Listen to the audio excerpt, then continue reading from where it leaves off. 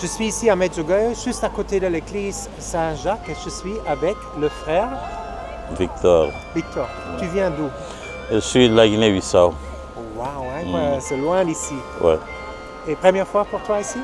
Oui, c'est la première fois que je viens à Medjugorje. Ouais. Et tes expériences, comment c'est pour toi d'être ici? Alors bon, je suis venu avec mes confrères pour une rencontre avec les provinciaux de l'Europe. Et en même temps, on a profité pour faire le pèlerinage. Ah, il faut dire que tu es frère Ouais, franciscain. franciscain, Une ouais. rencontre mondiale ici, non? Non, c'était juste avec les provinciaux de l'Europe. Ok. Oui, parce que je suis à Rome comme conseiller général pour l'Afrique. Et tout le conseil est venu rencontrer les provinciaux franciscains de l'Europe. Donc on a organisé la rencontre ici à Medjugorje.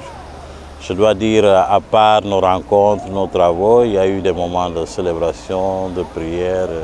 Ça m'a beaucoup plu de voir la foi des personnes qui viennent à l'église. Il y a aussi la prière du rosaire, la célébration eucharistique, donc c'est les confessions aussi. C'est quelque chose qui m'a beaucoup marqué. Et tu sais, peut-être il y a des gens maintenant qui écoutent, ils veulent aller à la confession, mais ils ont peur parce qu'ils n'étaient pas longtemps. Qu'est-ce que le prêtre va dire? Qu'est-ce que tu dirais à ces gens-là? Bon, ce que je peux dire à ces gens-là, c'est ce que notre pape même a dit, que le sacrement de la réconciliation doit être un moment où on célèbre la rencontre avec le Seigneur, qui nous tend la main, qui nous montre qu'il est miséricordieux. Donc, en s'amusant un peu, il a dit que c'est un tribunal où on absout la personne. Ce n'est pas pour condamner, mais plutôt pour rétablir la personne dans sa relation avec le Seigneur. Donc, se mettre devant le Seigneur pour se confesser, reconnaître ses péchés, c'est renouer son alliance avec le Seigneur. Et peut-être maintenant, il y a des gens, tu sais, ils veulent avoir cette relation avec Dieu, le Père. Mais il y a beaucoup de gens qui me disent, ils croient que Dieu le Père, c'est un vieux homme avec un barbe qui attend de nous juger et de nous mettre en enfer. Mais il n'est pas comme ça. Comment il est? Tu peux les décrire? Alors, ce que je peux dire, Dieu même se définit comme amour. Alors, quand on aime, on a toujours les bras ouverts pour accueillir. En plus, je pense que l'épisode que Jésus nous a raconté, la parabole de l'enfant prodigue, nous dit exactement qui est Dieu. C'est-à-dire c'est ce père-là qui attend toujours son enfant, qui est parti, mais qui a l'espoir, l'espérance que l'enfant va revenir parce qu'il l'aime. L'enfant arrive, il fait une grosse fête, une grande fête pour exprimer son amour pour le fait d'avoir récupéré son enfant qui est revenu en vie. Donc Dieu est comme ça. Dieu il n'est pas là, même si on nous avait présenté cette image de Dieu qui nous juge, qui nous condamne. Mais non, Dieu, vraiment, c'est un père, c'est une mère. Quel enfant n'aimerait pas retrouver quel père ou bien quelle maman n'aimerait pas retrouver son enfant en vie? Donc c'est ça, Dieu, qui veut vraiment récupérer ses enfants, ne veut pas les perdre. Donc Dieu est miséricordieux parce qu'il est amour. Et tu sais, tu as parlé de cette relation personnelle avec Dieu, le Père. Comment on peut l'avoir? Il y a des gens qui me demandent comment on peut, même des Juifs, j'étais en Israël, on sort de la synagogue, on n'a pas de relation avec Dieu. Comment on peut l'avoir?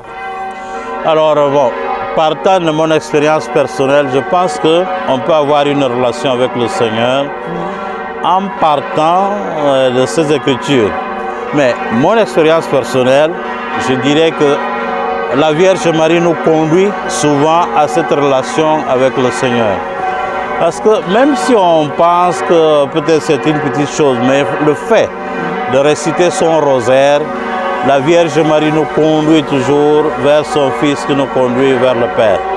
Donc nous sommes ici à Medjugorje et justement la Vierge Marie apparaît, elle nous appelle, nous interpelle justement pour nous conduire à avoir cette relation personnelle avec le Seigneur.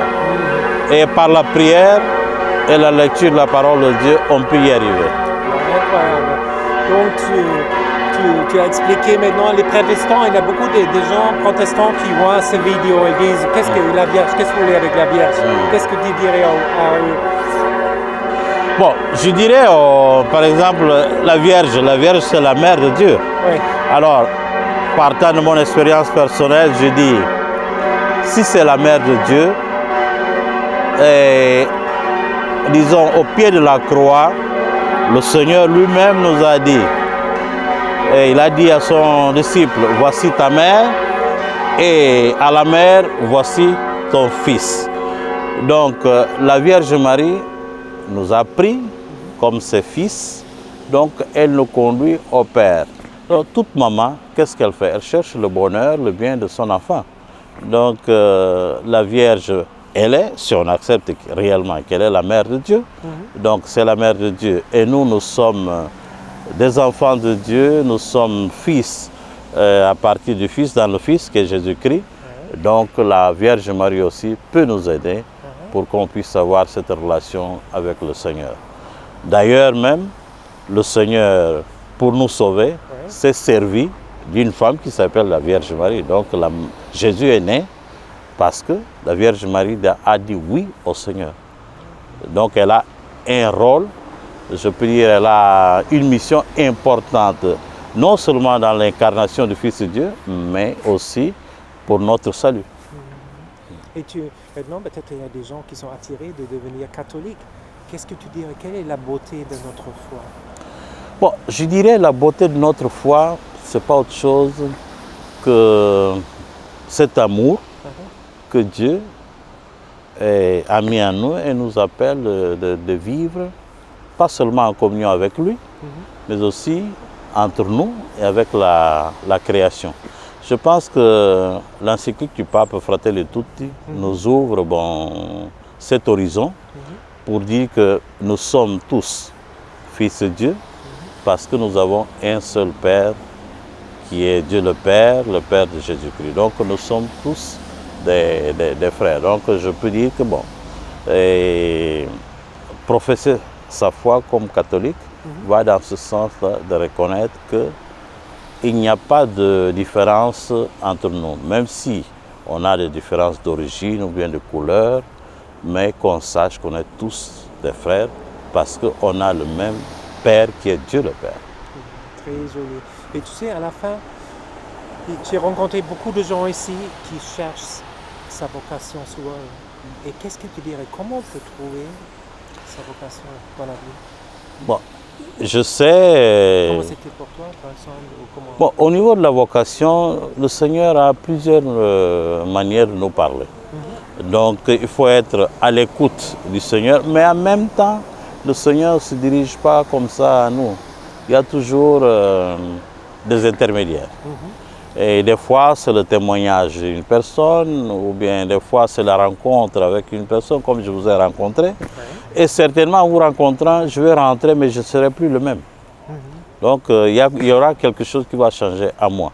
Donc, le fait aussi de dialoguer avec des gens, de se faire accompagner, peut nous aider à découvrir vraiment ce que le Seigneur nous demande. Et à la fin, qu'est-ce qui était le plus beau ici à Medjugorje pour toi? Alors, le plus beau pour moi ici à Medjugorje, c'est justement ce témoignage de foi que je vois. C'est-à-dire des gens qui viennent pour prier, qui croient. Témoignage aussi des gens qui sont venus et qui sont rentrés convertis. Donc je pense que c'est la chose la plus belle qu'on peut trouver. Et je peux dire aussi c'est cette action pastorale que je trouve ici, que vraiment ça fait du bien aux gens. Quand ils viennent, on sent que c'est un lieu de prière et un lieu qui marque vraiment la présence du Seigneur. Merci pour cette belle interview. Merci beaucoup, je vous en prie.